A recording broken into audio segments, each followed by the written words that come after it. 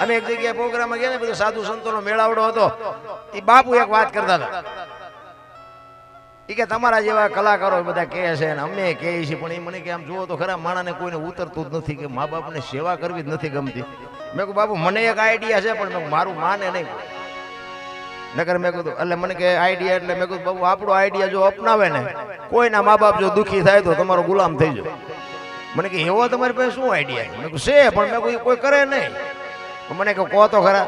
મેં કહ્યું જો બેનું ને મમ્મી પપ્પા ગમે છે, હાવ હારા નથી ગમતા, અને ભાઈઓને છે ને મેં કહું હાવ હારા ગમે છે ને મમ્મી પપ્પા નથી ગમતા.